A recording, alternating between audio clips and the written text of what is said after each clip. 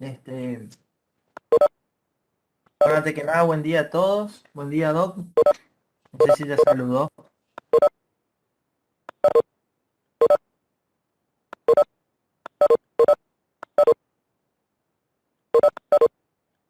Vamos a iniciar. Bueno, la propuesta del día de hoy consistía en dar los aspectos histológicos, las características que suceden a nivel celular, ¿sí? Estos cambios que se van produciendo sobre los tejidos gingivales y periodontales ante las determinadas patologías que pueden asentarse. Estos cambios celulares los vamos a ver, digamos, como procesos inflamatorios que constituyen, digamos, respuesta a algún tipo de lesión, siempre como se trata de un tejido conjuntivo, la respuesta va a ser de tipo inflamatorio, ¿sí? Entonces, la idea es aplicar los conceptos que nosotros teníamos de inflamación aguda y crónica a nivel periodontal y a nivel gingival, ¿sí? Partiendo, bueno, de este concepto que nosotros habíamos trabajado ya con la doctora Teresa Glaser, de la clasificación de las enfermedades gingivales y periodontales. Recuerden que nosotros partimos de una primer clasificación que se hizo en el 99, la cual tenemos ahora una presentación, una diapositiva donde vamos a recordar un poquito cómo era esa clasificación y la modificación que se hizo en el 2017. ¿Sí? Bueno, si podemos pasar a la siguiente diapositiva, por favor. Como les decía entonces, la idea es desarrollar los principales componentes del tejido periodontal. ¿Sí? A modo de recuerdo, para ir haciendo un repaso, ¿sí? Nosotros tenemos que tener en cuenta qué es lo normal, cuáles son las características histológicas normales, cuáles son la constitución de este tejido sobre el cual van a asentar los diferentes procesos inflamatorios, ¿sí? En cuanto a un concepto, nosotros tenemos que el tejido periodontal, el periodonto, es un tejido conjuntivo, ¿sí? Que va a estar compuesto por encía, ¿sí? Por hueso, vamos a tener el ligamento periodontal, el cemento radicular, ¿sí? La cual, la función principal es alojar y soportar y proteger a la pieza dentaria dentro de la, ¿sí? El periodonto nosotros podemos eh, dividirlo, ¿sí? En lo que sería un periodonto de protección, el cual va a estar dado por la encía y la unión, el epitelio unión, y luego lo que sería el periodonto de inserción, es decir, lo que va a sostener al diente, ¿sí? Y esto se va a dar por la relación entre lo que sería el cemento radicular y el hueso alveolar mediante las fibras y el tejido periodontal en sí. Entonces, recordar ese periodonto de protección, que sería el revestimiento, ¿sí? Que nosotros vamos a ver en la foto de abajo, pueden apreciar que está constituido por la encía, en donde nosotros vamos a ver desde arriba hacia abajo lo que sería la sección de la mucosa, ¿sí? Donde tenemos un epitelio plano, estratificado, no queratinizado, donde la mucosa pueden apreciar que se ve mucho más, un tejido mucho más laxo, más friable, es más lábil, digamos, ese tejido, y pueden ver mucho la vasculatura, ¿sí? Se trasluce la vasculatura del tejido conectivo. ¿Por qué? Por la menor presencia de fibras en esa zona, fibras de colágeno, ¿sí? Luego, por debajo vamos a tener la presencia de lo que se denomina la encía adherida, ¿sí? Esta encía adherida se caracteriza porque las fibras se van a insertar sobre el tejido óseo, dando esa consistencia de un puntillado en forma de cáscaras de naranja, ¿sí? Nosotros luego tenemos de esa encía adherida, vamos a tener hacia el vértice lo que sería la encía libre o la encía marginal, ¿sí? Sobre el cual va a sentar los primeros estadios de los procesos inflamatorios en relación a la placa, ¿sí? Y bueno, como ven ahí en la diapositiva, En la imagen pueden ver la papila, ¿sí? Que está constituido, lo que constituye la encía interproximal, ¿sí? Que constituye parte de lo que es la encía libre, el mismo tipo de epitelio. Tenemos un epitelio plano estratificado paraqueratinizado, ¿sí? Entonces, esas características de la paraqueratinización del epitelio es lo que va a dar también ese aspecto más rosado coral, ¿sí? Un poquito más pálido y que impide que se vea la vasculatura subyacente del tejido conjuntivo como nosotros vemos en la región de la mucosa, ¿sí? Entonces, primeramente sería importante recordar eso, esas características epiteliales para que puedan diferenciar la parte de mucosa de lo que es encía adherida, ¿sí? Y reconocer, bueno, la encía libre como mismo epitelio que la encía adherida, pero con la característica de que esta está en el vértice de lo que sería el recubrimiento, el collar gingival, ¿sí? Y como su nombre lo indica, está libre, no está adherido hacia el hueso, ¿sí? Bueno, ahora sí podemos pasar a la próxima.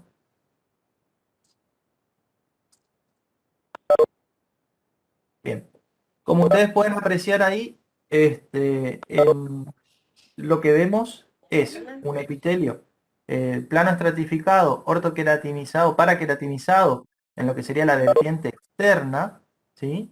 Lo que está hacia el exterior, digamos, o en contacto con el vestíbulo de la boca, ¿sí? Pueden ver que hay una paraqueratosis en la superficie, hay un epitelio estratificado, por eso se ven varias hileras de células, ¿sí? Y luego por debajo tenemos el tejido conectivo, que es el que va a dar la nutrición y a partir del cual nosotros vamos a tener la respuesta inflamatoria, ¿sí? A partir de los vasos sanguíneos que están presentes en ese tejido conectivo, van a producirse la marginación y la diapédesis de las células inflamatorias, ¿sí? Los glóbulos blancos. Bien, luego en la cara interna de la encía marginal nosotros vamos a tener lo que sería o que se constituye como el epitelio del surco, ¿sí? Ese epitelio del surco, vamos a tener un epitelio plano estratificado, en este caso no está queratinizado, ¿sí? Tenemos uniones conectivas, perdón, entre las células epiteliales y hacia la profundidad de ese epitelio del surco vamos a tener lo que se denomina el epitelio de unión, ¿sí? Que este está adherido eh, hacia la superficie dentaria en condiciones normales y tiene uniones intercelulares más lábiles, lo que permite la difusión de los neutrófilos con capacidad fagocítica para las infecciones o la presencia de placa bacteriana. Porque si ustedes recuerdan, ahí en ese espacio entre el surco y la pieza dentaria, es donde se aloja la placa bacteriana normalmente. Entonces, como el organismo tiene que reaccionar y ser capaz de protegerse ante la proliferación y la invasión de bacterias, es necesario que constantemente estén presentes estas células inflamatorias, estos neutrófilos, que tienen la capacidad de reaccionar hacia estos microorganismos y poder producir su eliminación mediante la fagocitosis. No sé si vamos bien hasta acá, Doc, si quiere hacer alguna aclaración por ahí.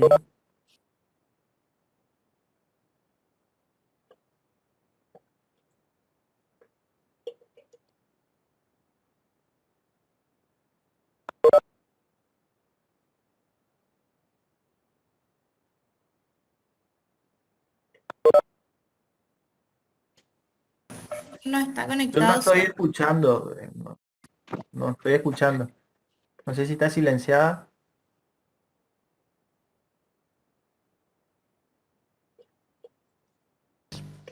¿Ahí me escuchan? Ahora sí. Ah, les decía que este epitelio unión tiene características particulares y es el responsable del tipo de respuesta que vamos a ver nosotros cuando tenemos una agresión en esta zona. ¿Mm? Tiene la particularidad, como les decía el doctor, es un epitelio que de un recambio mucho más rápido, es mucho más permeable a todo lo que sea sustancias o microorganismos, porque las uniones intercelulares son más débiles, y también eso permite que ante cualquier estímulo que inicie un proceso inflamatorio, eh, haya una difusión y un pasaje en ambos sentidos, del epitelio al corion y del corion al epitelio, de todas las sustancias que se liberan tanto en un proceso inflamatorio o de agentes infecciosos. Entonces, esta zona de epitelio unión es muy, muy particular. También tiene la particularidad de tener dos membranas basales, una que está asentando a nivel en el lado del corion, del tejido conectivo, y otra que está asentando inmediatamente sobre la superficie dura de la pieza dentaria, que uno pensaría es una unión frágil, pero cuando hay cualquier tipo de agresión en esta zona, eh, se produce el desgarro del epitelio y no es bastante, digamos, resistente a cualquier efecto, ya sea mecánico o de otra naturaleza en este sitio de la lesión.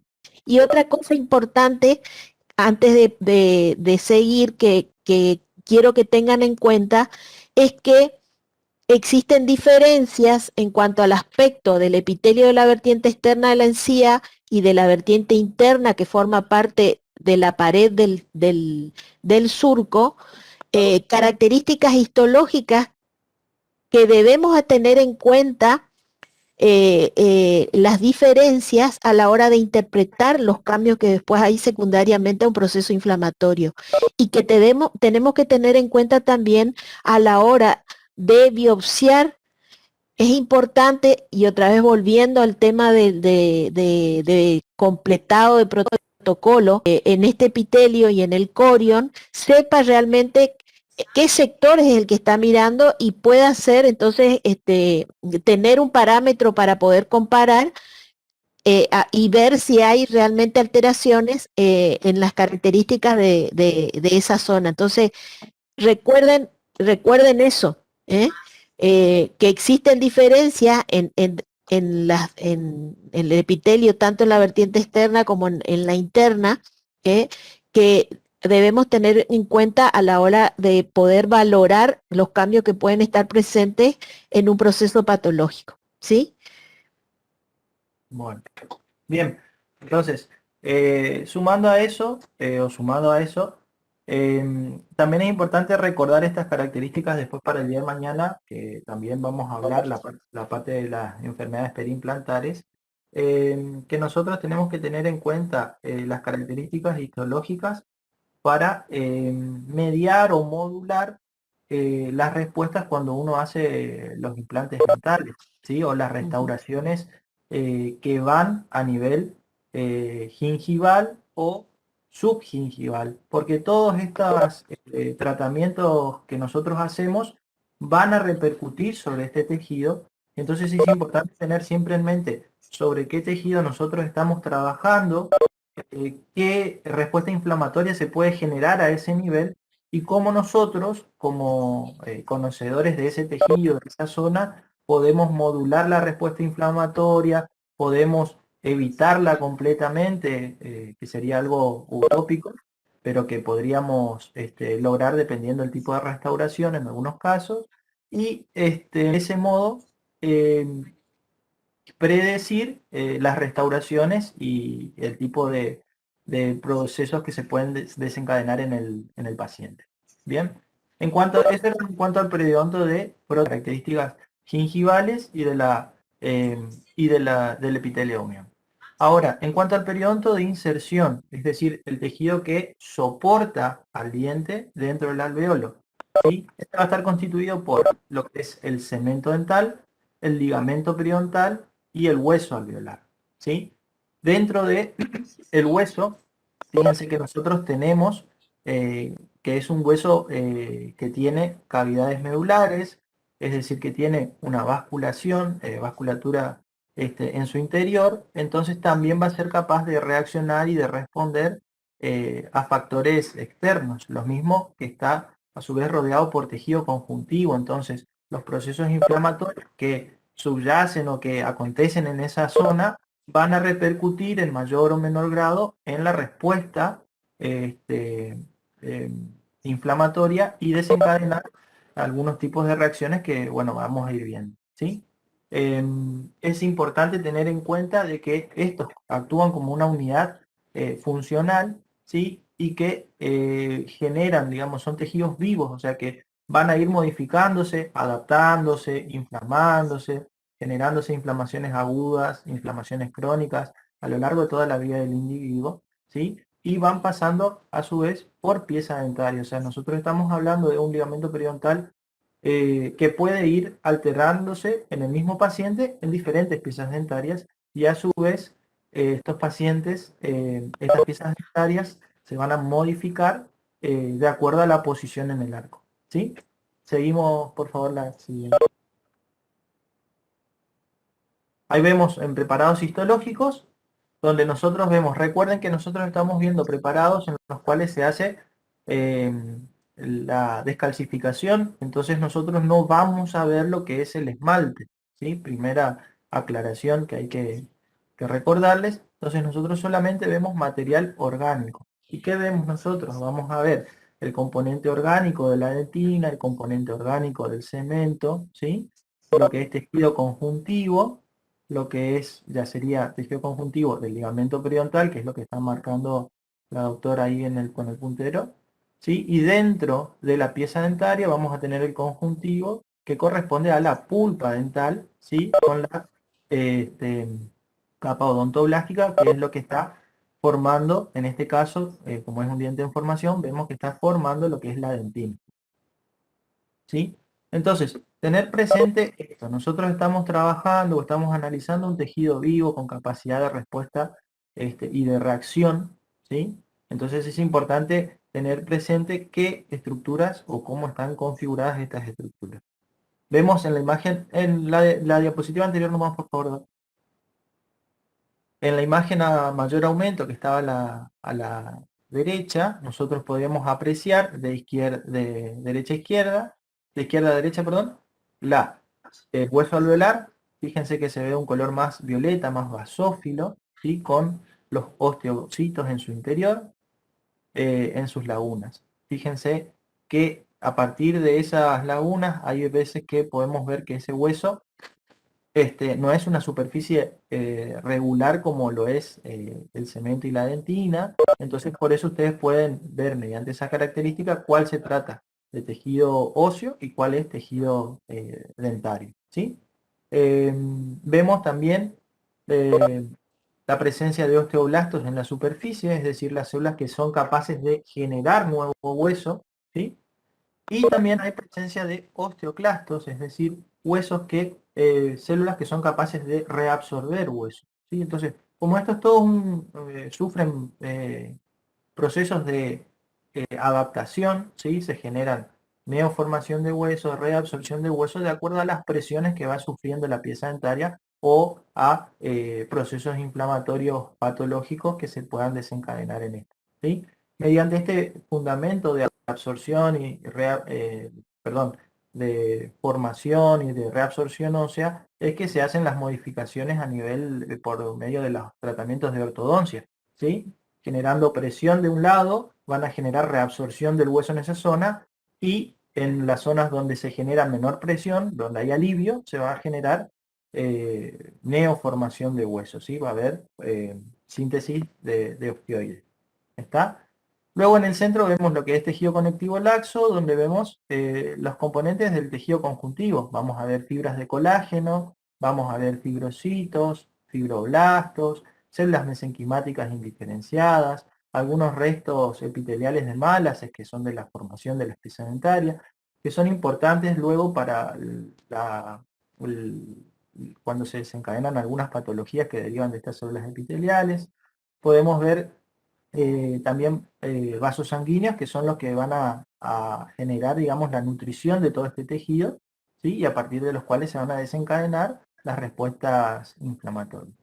Y hacia el otro extremo vemos lo que es el cemento, ¿sí?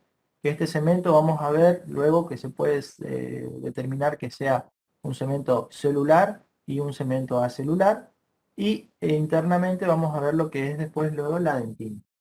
Pero en esta capa solamente vemos cemento que se da como una línea de oposición, ¿sí? Como la corteza de los árboles crecen por aposición, ¿sí? Bueno, ahora sí, continuamos. En cuanto al cemento, sigue un recuerdo de la histología. Vamos a ver que tenemos un cemento primero afibrilar en el cuello del diente, y luego ya vamos a tener un cemento fibrilar, que este puede ser de tipo acelular, es decir, sin células, ¿sí? Que este se forma antes de la erupción de las piezas dentarias.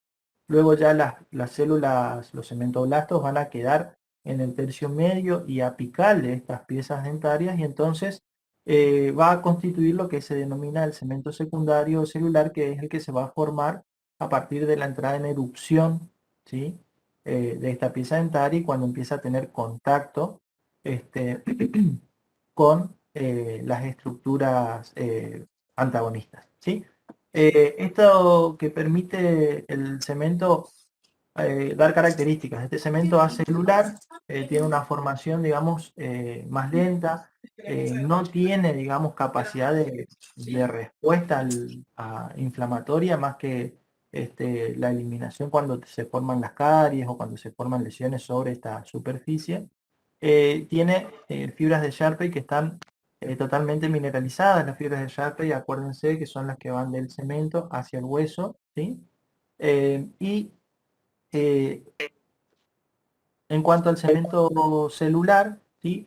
Al tener las células tiene esta capacidad de adaptación. Entonces, al generarse mayor presión en la superficie oclusal, es decir, contacto repetido, por ejemplo, en los pacientes bruxómanos, eso van a ver mucho, muchas veces en los ápices de las piezas dentarias van a ver una formación prominente de tejido cementario, que en algunos casos, sea patológico, se denomina hipercementosis, ¿sí? Que son reacciones adaptativas a el trauma oclusal que está sufriendo esta pieza dentaria, ¿sí?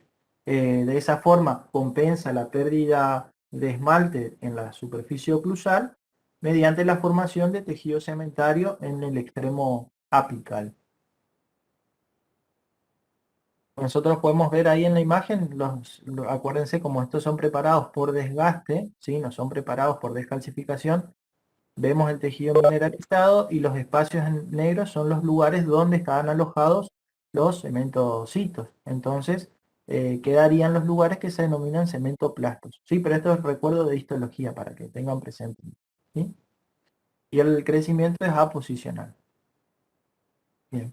En cuanto a las funciones del cemento, sirven para el anclaje de las fibras periodontales, ¿sí?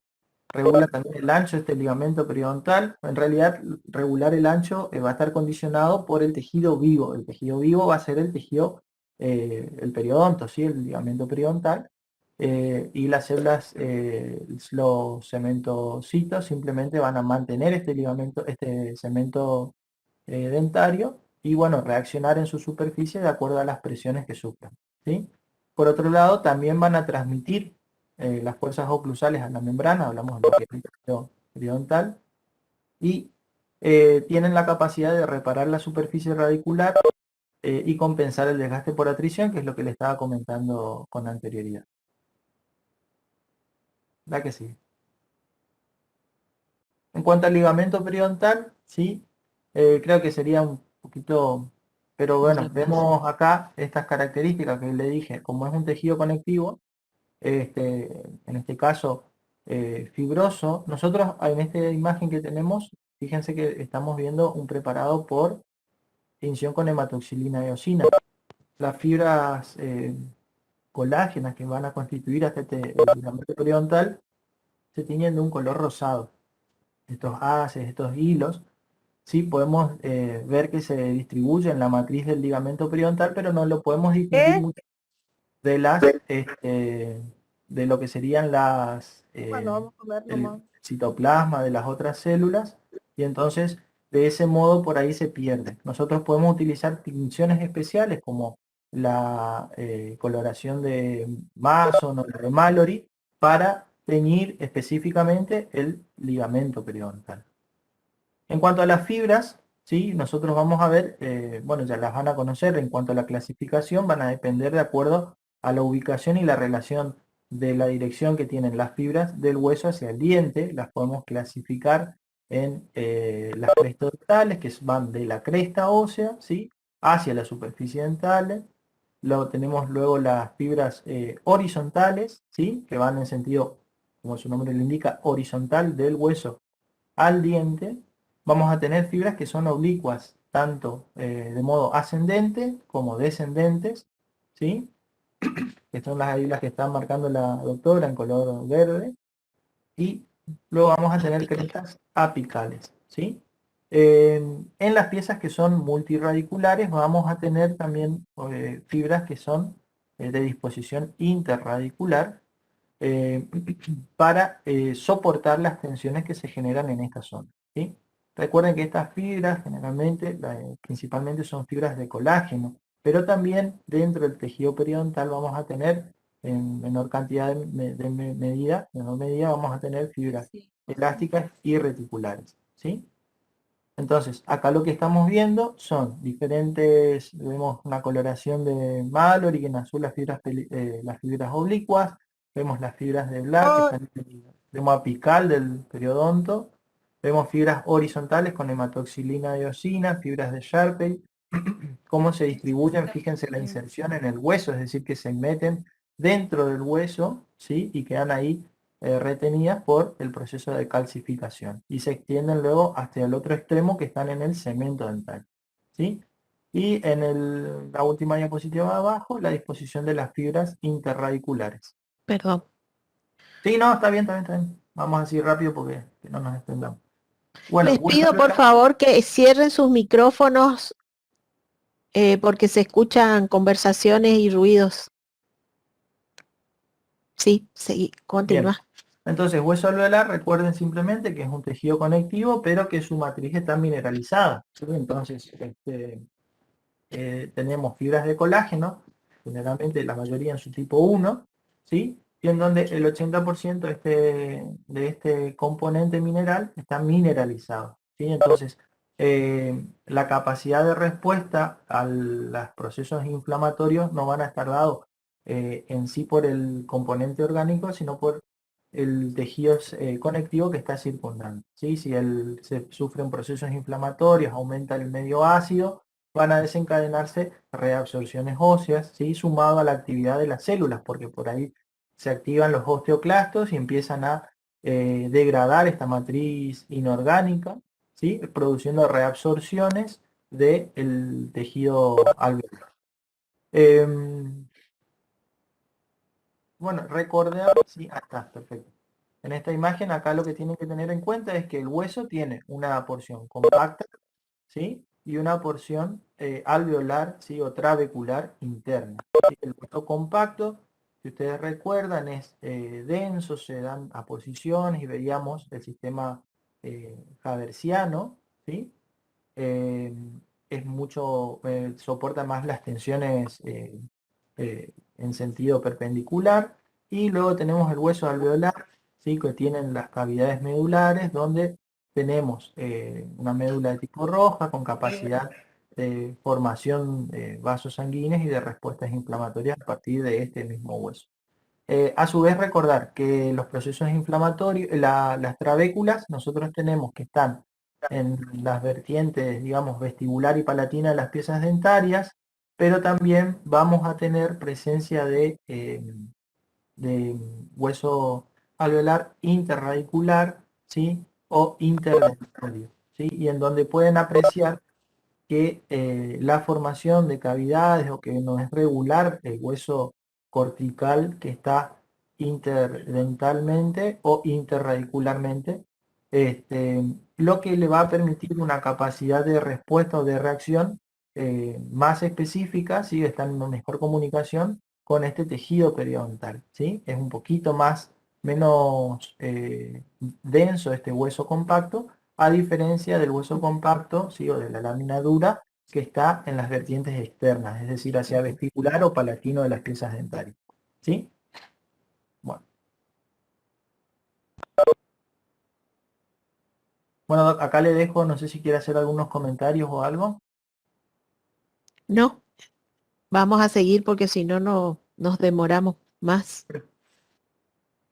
Em, bueno, brevemente, ya en la clase pasada la doctora Glasser les ha comentado de que actualmente se utiliza una clasificación que surgió de una reunión de expertos en el 2017 sobre enfermedades gingivales y periodontales y quedó en desuso la clasificación que estaba vigente del 99, eh, que es esta que están viendo ustedes acá, em, en las que agrupan, en realidad no hay algunas diferencias, pero son similares ambas clasificaciones, este, en donde se agrupaban a las enfermedades gingivales y periodontales en asociadas o no a, inducidas o no a placas, y también se tenía en cuenta eh, otras situaciones concomitantes que podrían estar presentes, como enfermedades sistémicas, enfermedades o discrasias sanguíneas, el efecto de fármacos, en las no gingivales, las de origen bacteriano o infecciosas en general, bacteriano, viral, micóticos de origen genético, pero que básicamente eh, tanto en una u otra clasificación, siempre deben tener en cuenta que hay una multifactorialidad. Si bien una causa puede estar presente desde el inicio, es muy común de que se sumen o que esa primera situación inicial favorezca eh, el, el efecto, diríamos, de otras circunstancias concomitantes. Entonces, yo puedo tener una enfermedad gingival o periodontal que se inicie, por ejemplo, por un agrandamiento fibroso de tipo hormonal, pero que secundariamente con el tiempo, y si se le suman otros factores como mala higiene o alguna otra circunstancia, puede terminar siendo también presentando un cuadro inflamatorio en que ambas causas o etiologías se suman. En esta clasificación también estaban incluidas las periodontitis en localizadas, agresivas. Esto ustedes ya lo vieron, así que no quiero entrar otra vez a repetir lo mismo. Las formas de enfermedades periodontales necrotizantes asociadas o no a cuadros de inmunosupresión, una forma particular de enfermedades del periodonto en donde teníamos los diferentes tipos de abscesos, y ahora ya sabemos y conocemos cuál es el concepto de absceso, así que supongo yo lo van a entender mejor. ¿eh? Periodontitis asociadas a lesiones endodónticas, que en esta charla no la vamos a tratar porque son las periodontitis generalmente apicales, secundarias a patología de origen pulpar, y otras afecciones o malformaciones adquiridas del desarrollo que pueden, diríamos, favorecer o ser el puntapié inicial para que o punto de partida de un proceso inflamatorio gingival. Por ejemplo, malposiciones dentarias, trauma oclusal, que predisponen a la que secundariamente aparezcan cambios inflamatorios. Resumidamente, y esto también seguramente lo ha mencionado la doctora Glasser, ¿qué tiene de diferente la nueva clasificación del 2017? Reconoce o simplifica, diríamos, la clasificación en aquellos asociados o no a placa bacteriana, es decir, simplifica la definición de gingivitis agrupándolas en dos categorías: las inducidas por biofilm de placa bacteriana y las no inducidas. Aparte, incorpora el concepto que antes no estaba contemplado en la vieja clasificación de definir salud de los tejidos gingivales y periodontales, es decir, establece qué parámetros deben tenerse en cuenta para reconocer un estado de salud. Y la particularidad que tiene es que en esta definición de estado de salud gingival contempla tanto la salud del tejido gingival y periodontal en condiciones de normalidad, de salud propiamente dicha, y también estados de estabilidad o de salud gingival en periodontos reducidos, es decir, en aquellas gingivas y tejido periodontal que se ha recuperado de un proceso inflamatorio previo, gingival o periodontal, y que ha alcanzado un nuevo, diríamos, estado de normalidad, que si bien no tiene las características de un periodonto intacto, original, o de una encía original normal, eh, diríamos, ha superado un cuadro inflamatorio y ha llegado a un nuevo estado de normalidad. Esa es una de las principales diferencias con la clasificación anterior. Entonces, define la salud periodontal a nivel localizado o a nivel de la boca completa en categorías controlado o estable, ya sea en remisión cuando hay, diríamos, retroceso de un proceso inflamatorio gingival, o cuando hay realmente un cuadro inflamatorio presente y permite entonces tener esos parámetros, diríamos, para encasillarlos en cualquiera de estos estadios clínicos. Menciona también esto de salud prístina versus salud clínica, refiriéndose a la prístina al estado normal, original de la encía o del periodonto, que es muy poco frecuente, porque una vez que ya hubo erupción dentaria, en algún momento y en alguna circunstancia y en algún pequeño sitio puede seguramente estar presente un pequeño cambio inflamatorio. Y versus el concepto de salud clínica, en la cual no hay sintomatología y que decíamos, o puede tener la apariencia de una encía y un periodonto normal, o puede ser un cuadro de un periodonto reducido, es decir, un periodonto que ha superado un proceso inflamatorio previo y que llega a estar otra vez en un equilibrio con el medio. ¿Y cuáles son estos parámetros que establecieron en este consenso? El de salud gingival clínica definida como menos de un 10% de localizaciones en el examen clínico y en el sondaje, menos de un 10% de sangrado al sondaje y profundidades de sondaje igual o menores de 3 milímetros. Puede haber un periodonto intacto que no tiene pérdida de inserción, y puede haber un periodonto reducido, como decíamos, que presenta una pérdida de inserción evidente, pero que no presenta sintomatología inflamatoria. La periodontitis exitosamente tratada es la nueva, diríamos, definición de esa salud en un periodonto reducido. Y ahí establecen que los valores de sondaje en esa situación no deben superar los 4 milímetros, aceptando el concepto de bolsa cerrada. En ninguna de las localizaciones en que se realiza el sondaje, estas medidas de 4 milímetros debe ser superada, ¿sí?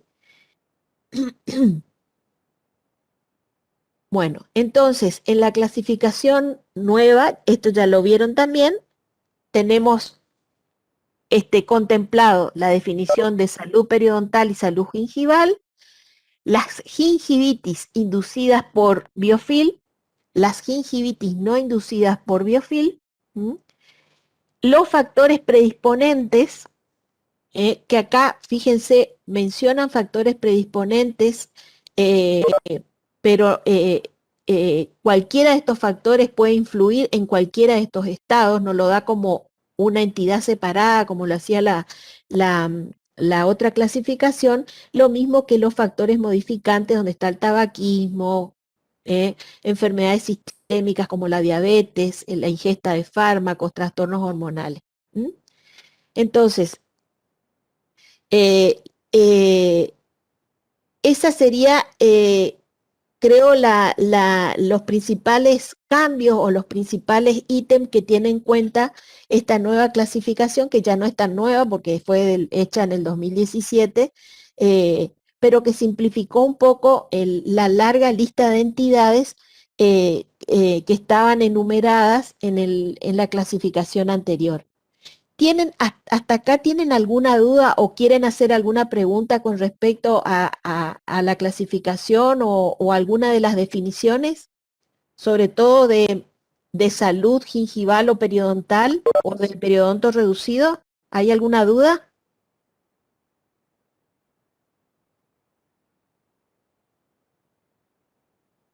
Yo no lo estoy viendo en la pantalla, pero pueden utilizar el micrófono.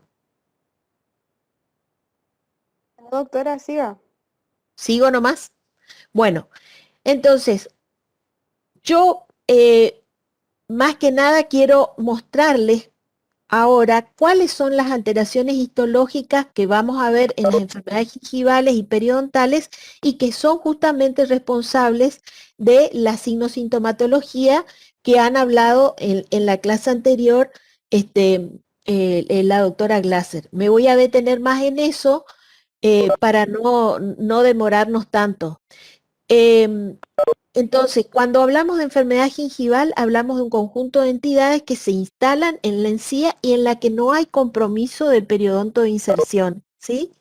Eso es el primer concepto, diríamos, importante a tener en cuenta.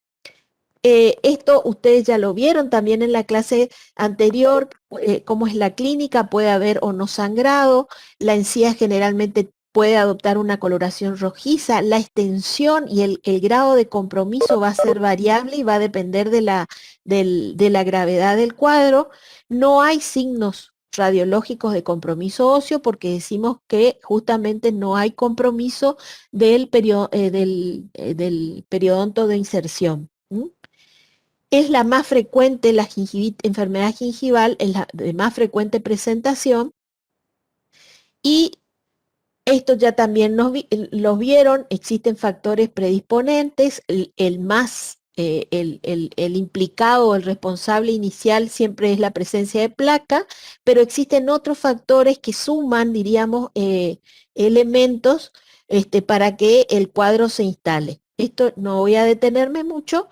Existen factores extrínsecos o concomitantes que pueden agravar el cuadro que decíamos, factores hormonales o endocrinos, alteraciones nutricionales, deficiencias vitamínicas, determinados fármacos, estrés, trastornos hereditarios, predisposición hereditaria a la presencia de afecciones gingivales, enfermedades hematológicas.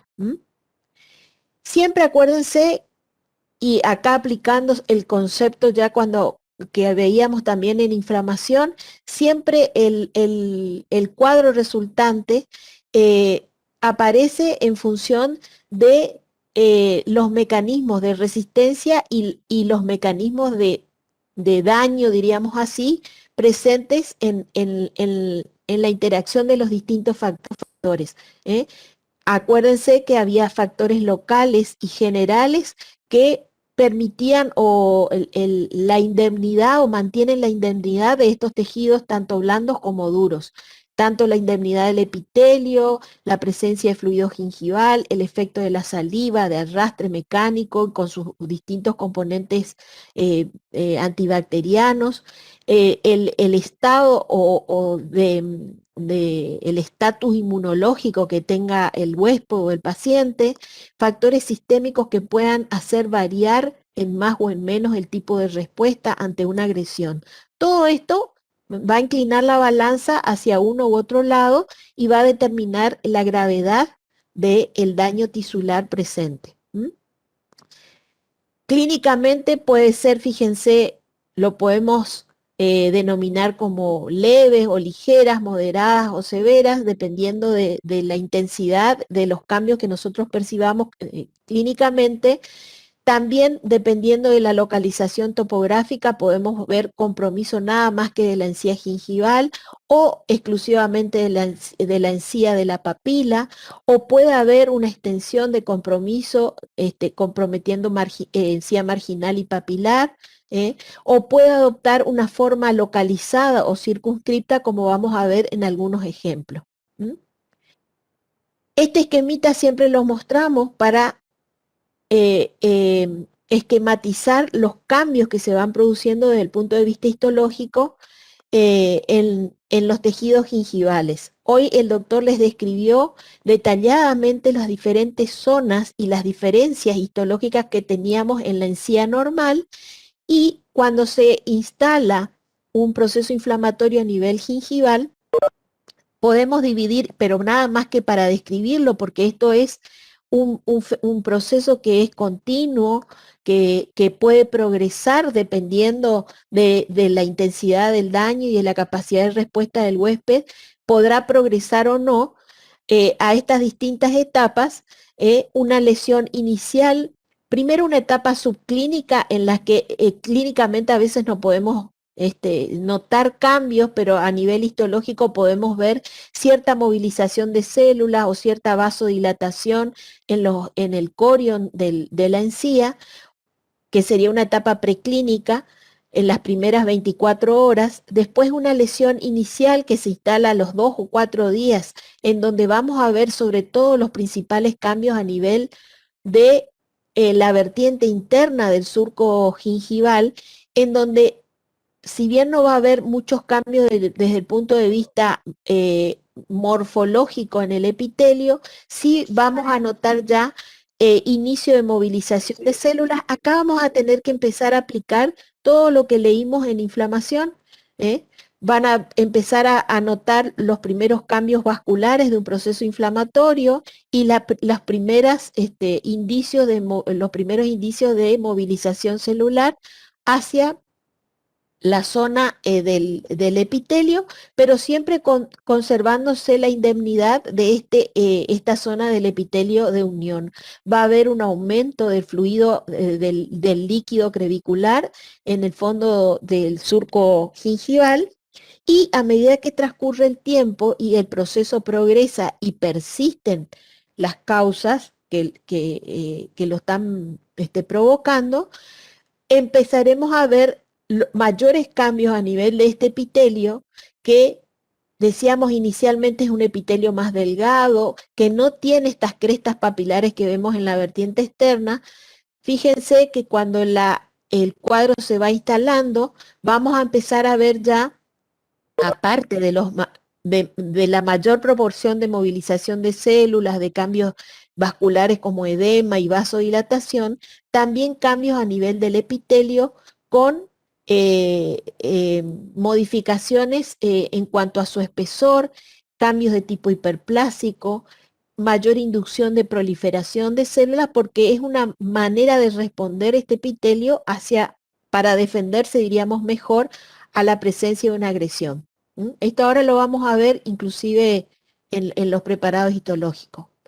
Fíjense que en una lesión establecida, a las 2 o 3 semanas, estos cambios son mucho más notorios, y acá estamos, diríamos, en el límite, si este proceso continúa, en que comiencen el proceso mismo inflamatorio presente en esta zona comienza a afectar la unión en el fondo del surco gingival, y comience a haber compromiso del sitio de inserción, y esta gingivitis se termine transformando en un proceso periodontal. Es decir, que el proceso periodontal siempre va precedido o tiene como condición previa el antecedente de que hubo una enfermedad gingival. ¿Y qué significa también esto? De que en realidad se trata todo de un mismo proceso, en el cual, si en su evolución natural y si no hay algo que interrumpa o detenga la evolución natural de la enfermedad, esta enfermedad gingival va a terminar siendo una enfermedad gingivo-periodontal, ¿sí? Bueno, esto es nada más que un resumen de lo que estábamos viendo en cuanto a los cambios clínicos, que ese edema, vasodilatación, va a producir esos cambios clínicos que nosotros percibimos al observar y examinar la encía, con el eritema, la pérdida del puntillado normal de piel de naranja, mayor tumefacción, mayor dureza a la palpación, mayor consistencia, diríamos, de la de la encía y tendencia al sangrado cuando yo hago la inspección con el instrumento, con la sonda. ¿Mm? Entonces, este es un preparado de una encía en los que hoy les comentaba, tenemos que tener en cuenta y tiene que estar, eh,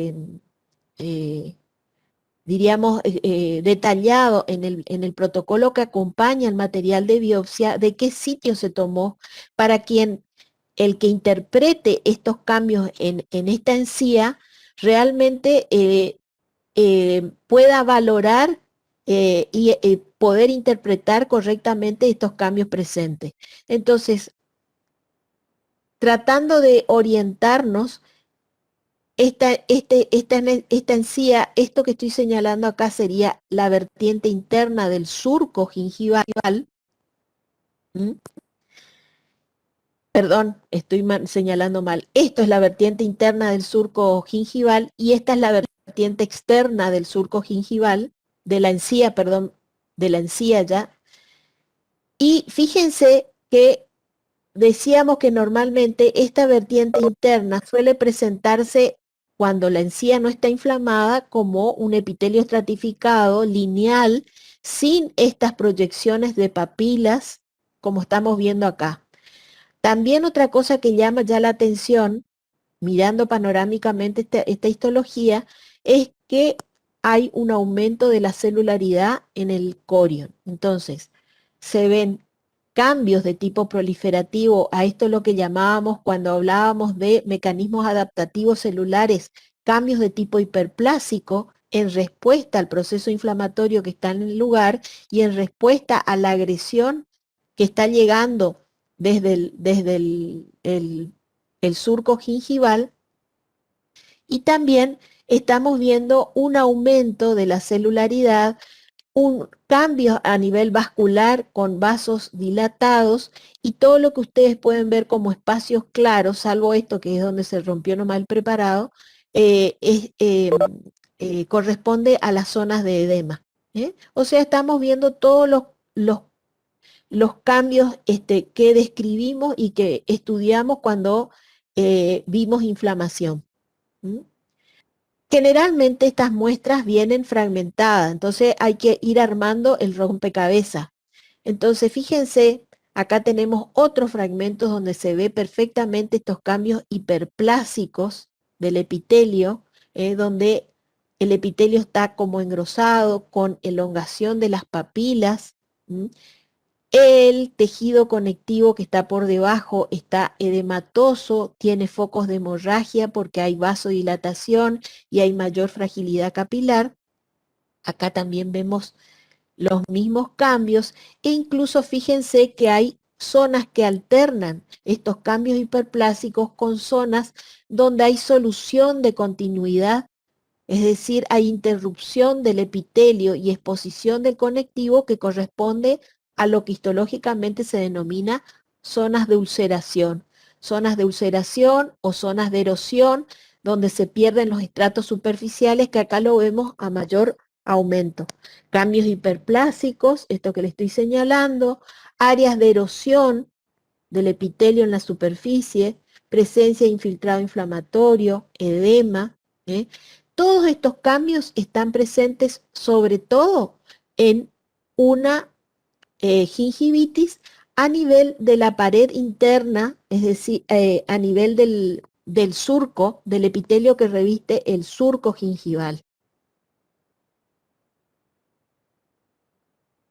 Si vemos y si nos vamos hacia la vertiente externa, acá vamos a poder observar, aparte de esos cambios hiperplásicos, fíjense un aumento de la paraqueratinización en la superficie y ya a simple vista ustedes pueden ver todo este puntillado que es la migración de las células inflamatorias que están presentes acá en el corion, que invaden el epitelio y provocan este edema intercelular. Pueden ver que se puede observar la separación que hay entre célula y célula en el epitelio porque se produce edema intercelular. A esto es lo que se denomina, desde en la terminología microscópica es a lo que denominamos espongiosis. Entonces siempre la espongiosis suele ir acompañada justamente de migración de células inflamatorias, que es lo que llamamos exocitosis, ¿sí? Esto corresponde entonces a la pared externa de la encía, a la vertiente externa de la encía. Acá lo ven a mayor aumento, mucho mejor, la parte del estrato basal del epitelio con el edema intercelular, la migración de las células inflamatorias entre las células epiteliales, la presencia de infiltrado inflamatorio a nivel de el tejido conectivo y la vasodilatación y el edema. ¿Está? Acá lo ven en mayor aumento en el epitelio, el edema intercelular o espongiosis y la exocitosis de leucocitos polimorfonucleares. Existen entidades particulares que también o que tienen denominaciones particulares de gingivitis, como este ejemplo que les pusimos acá, que es un compromiso de la encía en una gingivitis provocada por el líquen plano oral, y que generalmente se las reconoce bajo la denominación de gingivitis descamativa y que presentan algunas particularidades. En este caso del líquen rojo plano lo podemos reconocer porque ese infiltrado inflamatorio que mencionamos adopta una disposición particular. Después vamos a ver más en detalle el líquen, pero es un ejemplo de gingivitis también específica, diríamos así, en este caso, en el que el infiltrado que mencionábamos adopta este aspecto de infiltrado en banda en íntimo contacto con el epitelio y provoca tanto daño en la basal del epitelio que el epitelio termina despegándose, y esto provoca justamente la aparición de ampollas o de pequeñas vesículas, y por eso de ahí el nombre de gingivitis descamativa. Y esto puede dar lugar a ulceraciones en la encía o a erosiones en la encía por justamente el daño que provoca el infiltrado en el epitelio. Decíamos que hay otros agrandamientos gingivales que a veces no son provocados por mecanismos inflamatorios, sino por cambios hormonales como la gingivitis presente en adolescentes, en determinadas circunstancias, por ejemplo, de cambios cíclicos en el ciclo menstrual, en la pubertad, en el embarazo, en el cual, fíjense que en la histología la imagen es totalmente diferente a la que veíamos en la gingivitis marginal crónica, en que el punto inicial o el punto de partida del proceso, decíamos, era la placa bacteriana. Entonces, generalmente y siempre y cuando no haya una complicación infecciosa agregada a esto, que suele ser lo frecuente, nosotros vamos a ver un agrandamiento gingival en la que ese agrandamiento está producido nada más que por cambios hiperplásicos en el epitelio y por aumento del componente de tejido conectivo en el corion, nada más. Pero es muy frecuente que, si bien esto puede ser inicialmente el punto de partida del agrandamiento gingival, esta situación favorezca a la acumulación de placa o al traumatismo, a microtraumatismo o a cualquier otro factor irritativo que haga que sobreagregado a esto aparezca fenómenos de tipo inflamatorio. O sea, no estamos exentos de que veamos acá fenómenos inflamatorios. Lo mismo pasa en la gingivitis del embarazo, en las que, fíjense, o puede adoptar un aspecto con un compromiso generalizado en la encía, o puede adoptar o presentarse como un compromiso focal localizado en un sector de la encía, y eso es lo que se denomina o se lo reconoce como granuloma piógeno del embarazo, o granuloma inflamatorio. todos son respuestas exageradas dadas en estas circunstancias particulares en las que hay cambios sistémicos de estímulo hormonal al que se le puede agregar también después, decíamos, factores de tipo infeccioso y que provocan entonces una respuesta exagerada del tejido con estos agrandamientos gingivales que pueden ser, les decía, generalizados o focalizados como en este caso. Esta es la histología esto es muy frecuente de ver en la clínica y en la consulta odontológica, así que lo van a ver con frecuencia, no solamente en adolescentes y en embarazadas, sino también en niños, en los que hay estas masas focalizadas de crecimiento en la encía, que si uno lo ve en la histología, van a ver que se trata nada más que de tejido inflamatorio, de tejido de granulación. Este es el mejor ejemplo, diríamos, si tenemos que buscar un ejemplo en boca de un tejido de granulación, de un proceso inflamatorio crónico, el épulis, como que se lo denomina clínicamente, o granuloma telangiectásico, es el mejor ejemplo para representarlo. Y entonces fíjense, hay cambios hiperplásicos en el epitelio, puede haber áreas de erosión y ulceración. Si esta masa, al estar expuesta a la cavidad oral, muchas veces sufre traumatismo y es una masa de tejido blando, frágil, de fácil sangrado, edematoso, porque justamente está formado por tejido de granulación. Y con el corio vamos a reconocer todos los componentes de ese tejido de granulación, ¿sí?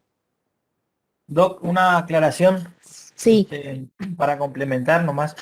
La idea, chicos, con todo esto que ustedes están viendo, es que puedan interpretar, digamos, estos cambios o manifestaciones orales en su traducción histológica. ¿Por qué? Porque nosotros, esa inflamación, ese edema, lo vemos histológicamente como los espacios entre las células, como pueden estar viendo acá en el preparado, ¿sí? El color azulado por ahí o un rojizo más azulado también se da, por un lado, por el aumento, digamos, de los eritrocitos en la zona, ¿sí? Por la neoformación vascular, y el color azulado lo va a dar el infiltrado mononuclear en este caso, ¿sí? Pero siempre cada una de las patologías o las entidades que estamos viendo ahora, es importante que lo puedan apreciar para imaginarse cuando vean al paciente qué es lo que está sucediendo en esa encía, qué es lo que está sucediendo en ese tejido conjuntivo, ¿sí?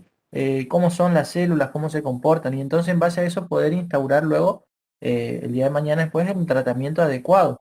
Entonces, cada entidad por ahí tiene sus características, entonces le va a permitir a ustedes, al conocer cómo está conformado esa patología, actuar de una forma más idónea y modulando estos procesos inflamatorios, que en este caso, como estamos viendo y les comentaba la doctora, se trata de un ejemplo, un proceso inflamatorio de tipo crónico. Eso nomás, no sé, Doc, si... Sí, entonces fíjense que acá vemos lo que ya habíamos descrito de todos los componentes de un tejido a ver si hay una de mayor aumento, de granulación, los vasos de neoformación, que son de luces bien amplias, con un endotelio prominente, que tienen nada más que una membrana basal, por eso son tan permeables, y por eso hay tanto edema en el intersticio. Fíjense lo que les decía el doctor, que el principal componente celular que vemos en el intersticio es de tipo mononuclear. Eso no significa que no pueda encontrar, como le estoy señalando acá, algunos leucocitos polimorfonucleares, pero lo que predominan es el componente inflamatorio crónico, porque decíamos justamente que el tejido de granulación es el exponente histológico de un proceso inflamatorio crónico inespecífico. Acá lo ven bien en detalle. Y por eso esta masa es clínicamente una masa rojiza, blanda, fácilmente sangrante cuando uno lo toca con un instrumento o lo roza, y que sangra fácilmente al mínimo traumatismo. Bueno, y hay otra forma, diríamos, de responder también en forma de un proceso inflamatorio crónico, muchas veces dando una masa de tejido de granulación que presenta la particularidad de tener, además del tejido de granulación, a veces células gigantes de tipo multinucleadas. Todo eso producido por el tipo de mediador que está involucrado en el proceso. Y esto es lo que se llama granuloma inflamatorio reparativo periférico de células gigantes o épulis de células gigantes, que también presenta a veces una clínica similar al granuloma telangiectásico. A veces suele tener una localización, diríamos, más frecuente en el maxilar inferior, en las zonas de los premolares o primer molar o en zonas edéntulas. Eh, no se sabe bien si existe cierta predisposición en algunos individuos en responder de esta manera ante una agresión irritativa y formar un tejido de granulación. Bueno, pero ténganlo presente porque también es de frecuente presentación en la consulta odontológica. No tiene la apariencia tan rojiza y tan, diríamos, eh, eh, eh, edematosa quizá que el granuloma telangiectásico, pero como muchas veces también se traumatiza, tiene muchas veces sectores en que el proceso inflamatorio crónico sufre reagudizaciones y entonces en la superficie vemos tejido de granulación idéntico al granuloma piógeno, y a veces en la base, porque son lesiones que son sésiles generalmente, o sea, tienen bases de implantación amplias en la mucosa, en la base suelen ser un poquito más firmes porque ese tejido de granulaciones, como lleva tiempo de evolución, se va organizando y es como más fibroso y por lo tanto un poco más firme que lo que puede estar expuesto más al traumatismo, en donde vamos a ver un tejido de granulación convencional. Entonces presenta la particularidad, fíjense, en la histología, de estos cambios hiperplásicos, como veíamos hoy, en el epitelio por la irritación, y un tejido fibroso y tejido de granulación a nivel del corium, que presenta la particularidad de eh, eh, estar además integrado por estas células gigantes multinucleadas, que no son nada más que macrófagos. Este es uno de los ejemplos que también podemos encontrar en cavidad oral de macrófagos modificados. Son células tipo Langhans o macrófagos modificados, inducidos, su aparición está inducida por el tipo de mediador químico que interviene en el proceso en sí. Generalmente son las interleuquinas 1, las interleuquinas 6, y este macrófago a veces tiene la particularidad de provocar reabsorción de la cortical ósea en la superficie. Pero siempre tengan en cuenta que esta lesión nunca compromete el hueso en sí, es decir, el, el espesor o el tejido esponjoso del hueso. Si hay compromiso óseo, siempre es superficial. Y les recalco esto porque hay una entidad que es igual desde el punto de vista histológico, que se llama granuloma central, el que está presente sí como una lesión intraósea y que tiene características ya de una lesión neoplásica que afecta al hueso.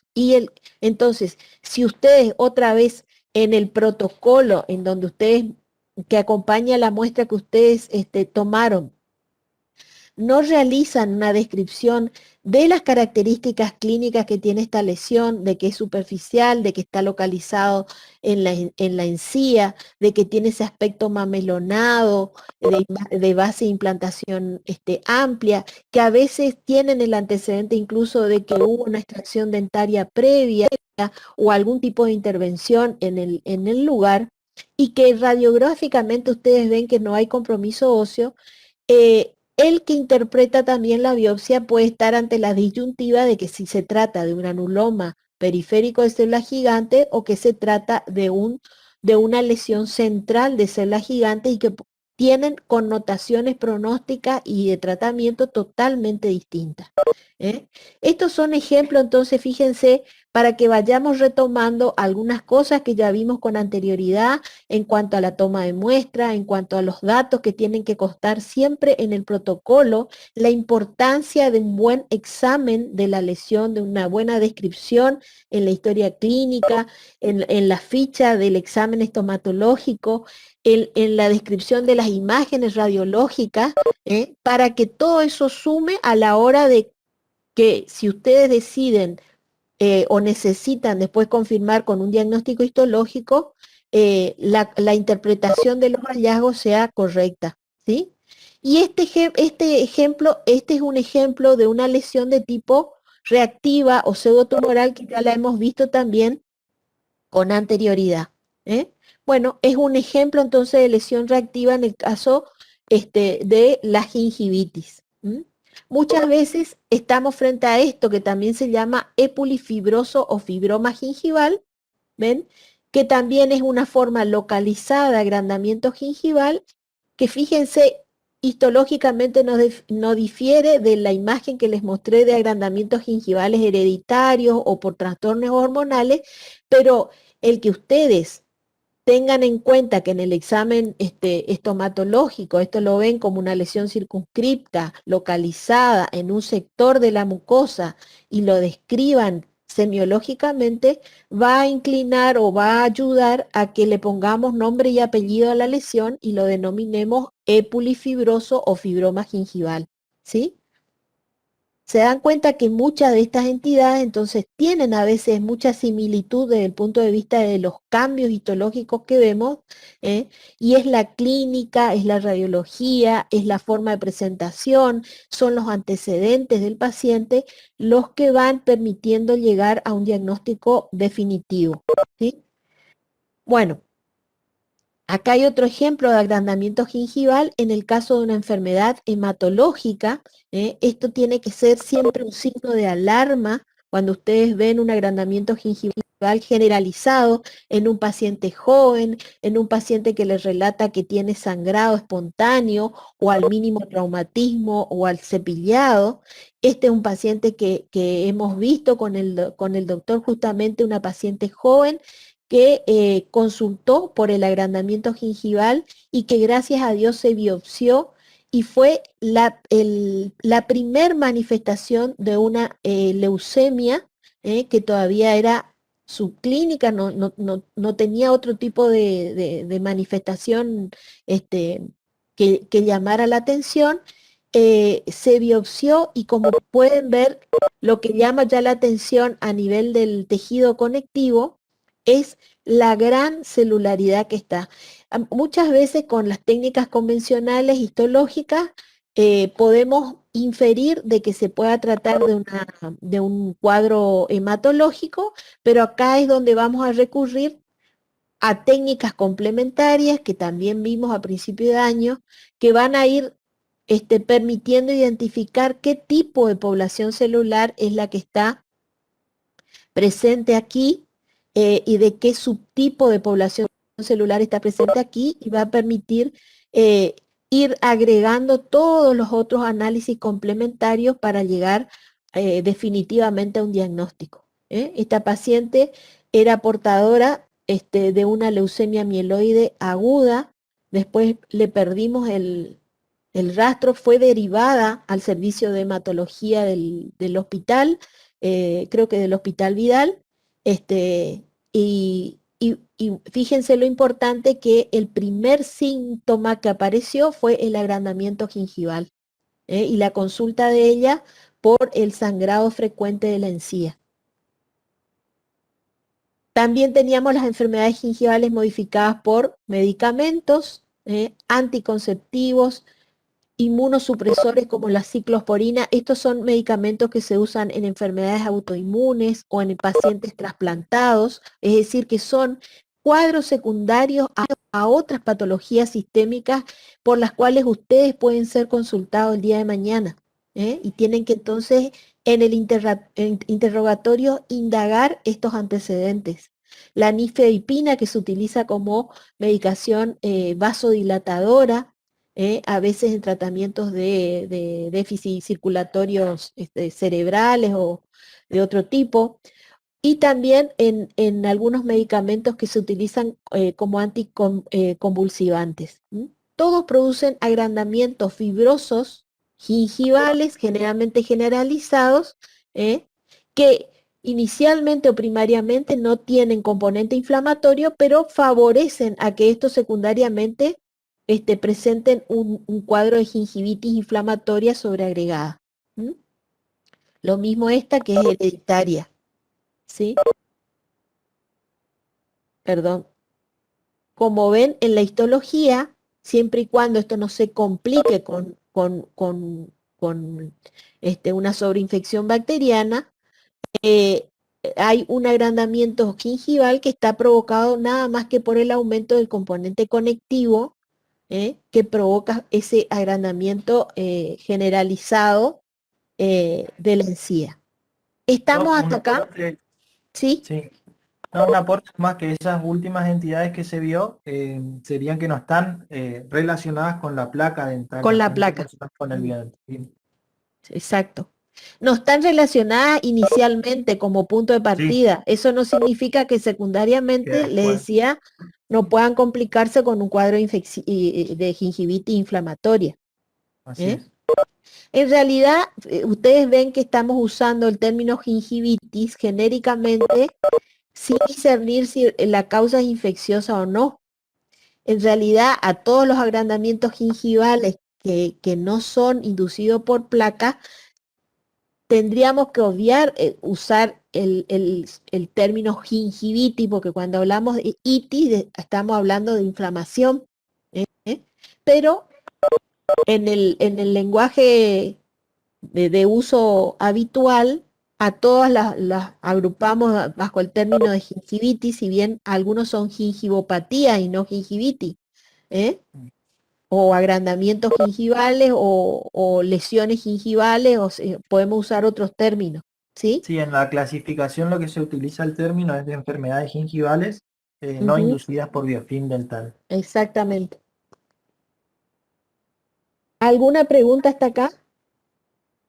Ahí están diciendo que algunos tienen en 30 minutos clase. Bueno, ya terminamos. Bueno, y entonces, en la evolución de una gingivitis, decíamos, puede haber compromiso del periodonto de inserción, y ahí estamos frente a la periodontitis, ¿eh?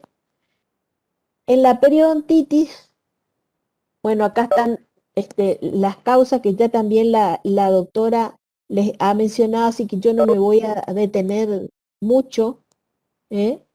Existe distintas clasificaciones o formas de describirlas. Periodontitis crónica habitual, diríamos, después hay unas formas agresivas o juveniles que pueden ser generalizadas o localizadas, otras asociadas a enfermedades sistémicas como la que estábamos mencionando hoy, las hematológicas o inmunodeficiencias, otras favorecidas por trastornos genéticos en el síndrome de Down o Papillon-Lefebvre, y otras denominadas a un grupo particular que se llaman enfermedades periodontales necrotizantes, los que predominan los fenómenos de tipo ulcerativos, con compromiso exclusivamente gingival o con compromiso periodontal. Y de ahí los términos de gingivitis úlcero-necrotizantes aguda o periodontitis úlcero-necrotizantes. En realidad, como les dice acá el cuadro se considera la periodontitis como una sola enfermedad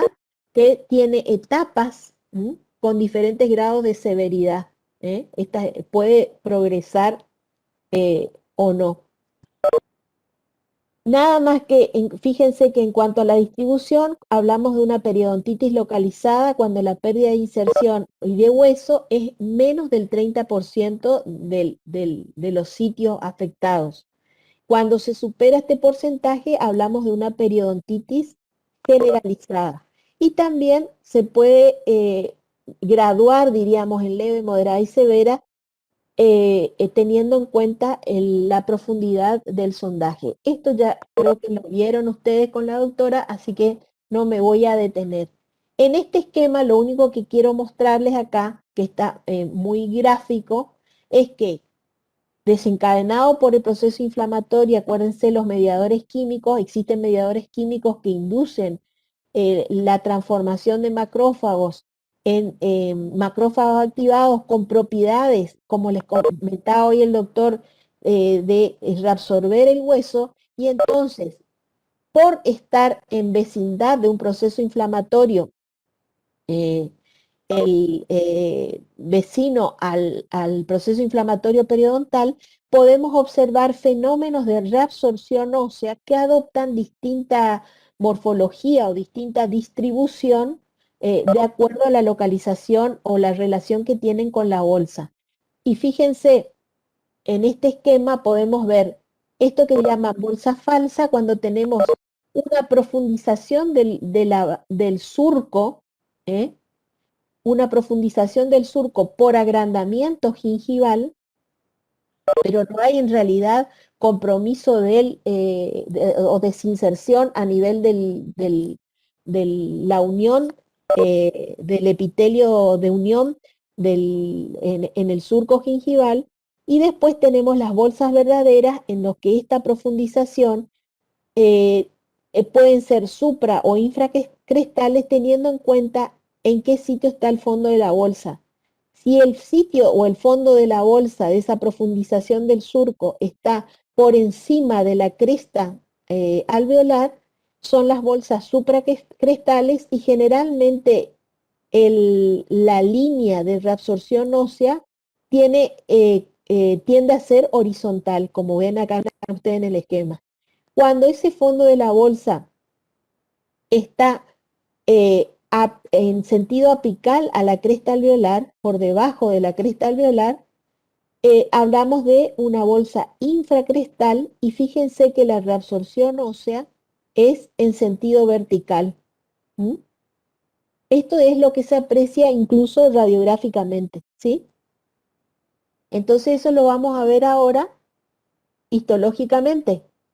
Esto es una imagen normal de la encía libre, la vertiente externa, la vertiente interna, fíjense cómo es lisita, finita, el surco gingival, el fondo del surco gingival, miren qué bien se ven las fibras de inserción transversales acá en el fondo del surco gingival. Y cuando estamos frente a una enfermedad gingival en el cual ya comienza a haber compromiso del periodonto, fíjense que hay una discontinuidad en el revestimiento de esta pared blanda de la bolsa periodontal, comienza a haber desinserción del epitelio de unión, ¿eh? Y acá lo pueden ver incluso a mayor aumento. Entonces, acá es donde podemos ver las diferentes partes que se describen en la bolsa, en una bolsa verdadera, ¿eh? Tiene una pared blanda constituida por la, diríamos, vertiente interna del epitelio de la encía, una pared blanda que tiene todos estos cambios, desde cambios hiperplásicos, ulceración, erosión, presencia de infiltrado inflamatorio. Las zonas de erosión y ulceración generalmente están en las zonas más cercanas al fondo del surco, y una pared dura donde vamos a ver todos los componentes duros que quedan expuestos al, al, a esta cavidad, donde podemos ver expuesto cemento, parte de dentina, con diferentes cambios que ahora vamos a ver en otra fotografía. Acá pueden ver otra bolsa con esos cambios en la pared blanda, y en la pared dura fíjense que puede haber un cemento que está aumentado de espesor porque trata de sellar en alguna manera de evitar el pasaje de agentes irritantes hacia la dentina. Entonces se va engrosando por aposición. Este cemento generalmente es rugoso, favorece el depósito de más placa. A veces esas placas se calcifican, y eso es lo que ustedes ven acá a su lado. En el contenido de la bolsa también se ven detritus celulares, células epiteliales descamadas, células inflamatorias.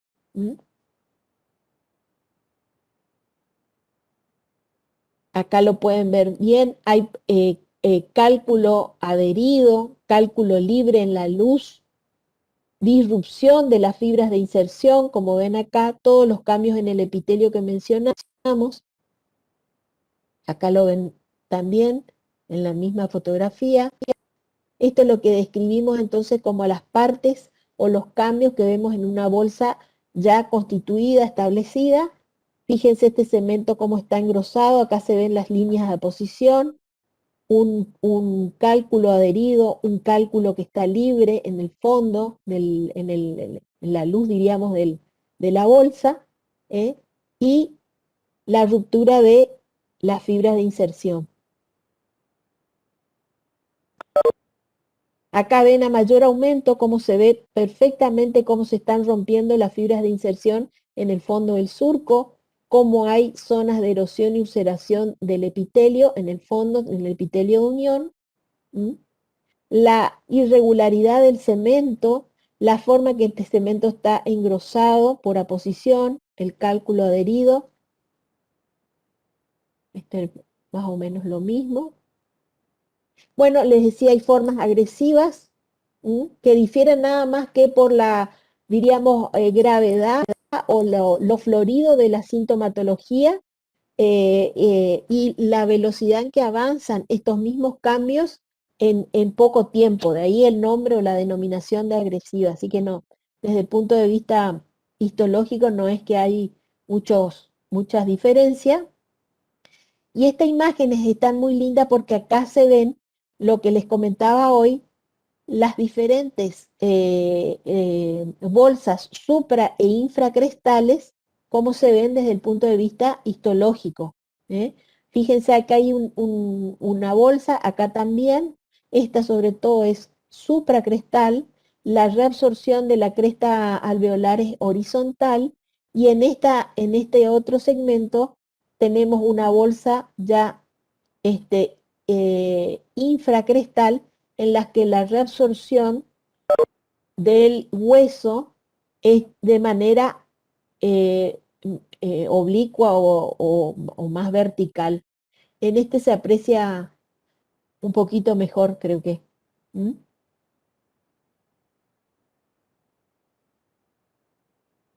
Las periodontitis y gingivitis necrotizantes, donde tenemos la gingivitis úlcero-necrotizante aguda, que es un cuadro patológico peculiar, diríamos, con una etiología particular, en las que suele presentarse este enrojecimiento y sangrado fácil y dolor, y que tiene la localización particular o que compromete fundamentalmente la papila, el vértice de la papila, pero si el proceso se agrava o continúa, puede extenderse a la encía marginal y extenderse y generalizarse, y ahí estamos frente a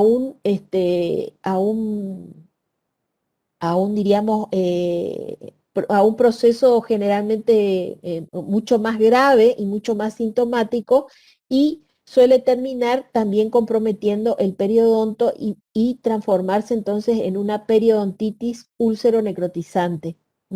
Pero son nada más que etapas de un mismo proceso. Incluso, fíjense, puede comprometer también tejidos blandos de la encía vestibular o incluso de la mucosa yugal, y ahí es donde toman distintas denominaciones, como estomatitis necrotizante, cuando hay ese compromiso más grave y más extenso, o como noma, cuando toma tejidos blandos, por ejemplo, de la mucosa yugal, llegando incluso a provocar la perforación y la exteriorización del proceso necrotizante a la piel de la mejilla. Son nada más que distintos estadios de una misma enfermedad. Y esta es la histología. Para que ustedes se ubiquen, esta es una biopsia tomada de la papila interdentaria.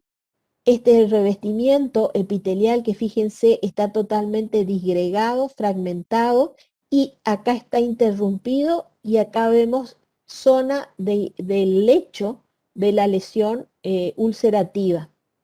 Si yo pudiera ver en mayor detalle el infiltrado que hay acá, lo que predomina al estar expuesto un tejido conectivo vascularizado al medio, diríamos así, es un proceso inflamatorio agudo, por eso se llama gingivitis úlcero-necrotizante aguda. ¿eh? Acá se ve parte del epitelio que se interrumpe, el lecho de la lesión ulcerativa, y lo que predomina acá es la formación de una pseudomembrana, porque este corion está expuesto a una cavidad húmeda. Acá no vamos a poder formar una costra, entonces se forma una pseudomembrana que está formada por exudado inflamatorio, por células muertas, por células inflamatorias y células epiteliales descamadas, y un infiltrado predominantemente agudo a nivel del corion. Acá se ve bien el infiltrado. Todo esto que usted le estoy señalando acá es la pseudomembrana.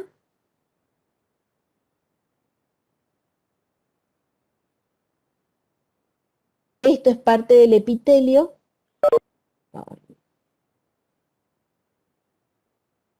Que es la zona de la úlcera. Otra fotografía, parte del epitelio, la zona de la úlcera. Y les decía, cuando hay ya compromiso del periodonto de inserción, pasamos de una guna a un cuadro denominado periodontitis úlcero-necrotizante.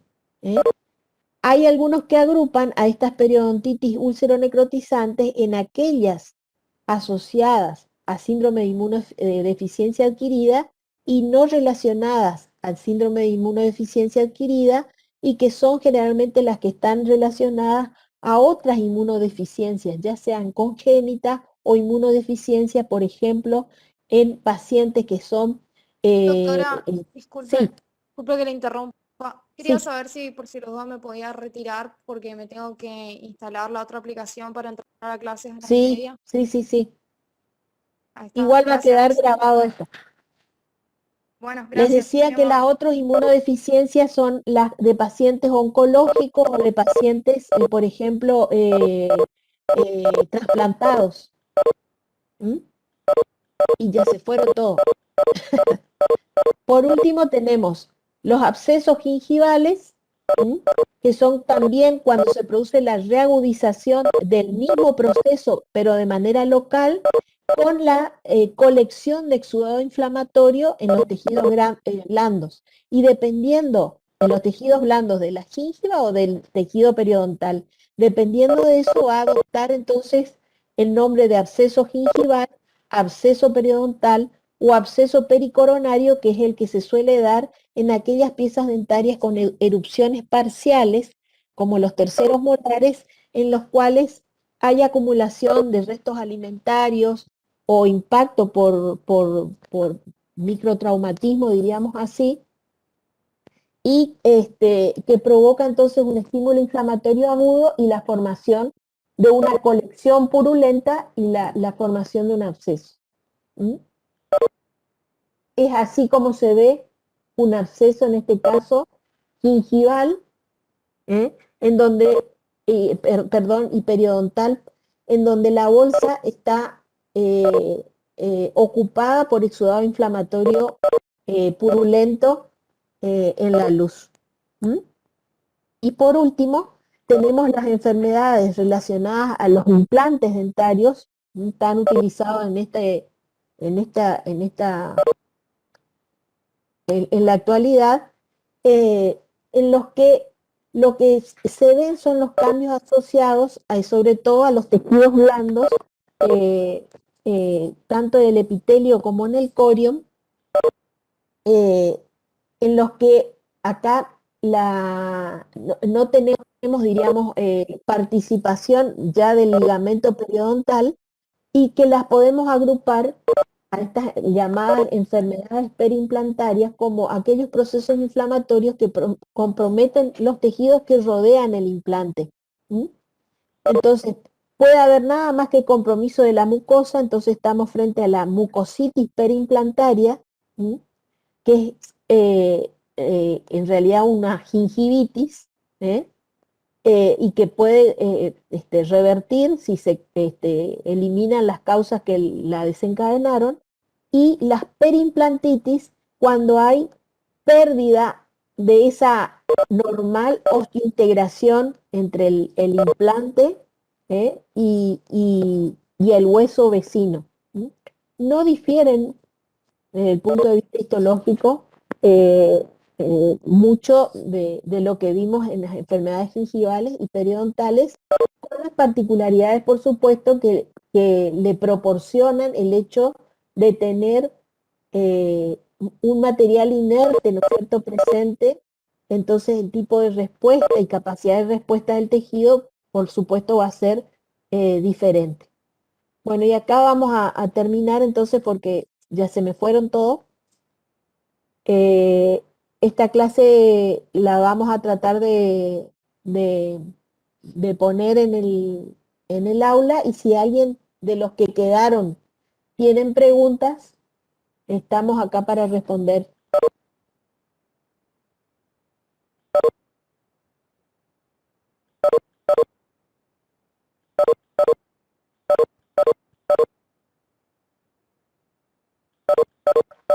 Muy bien.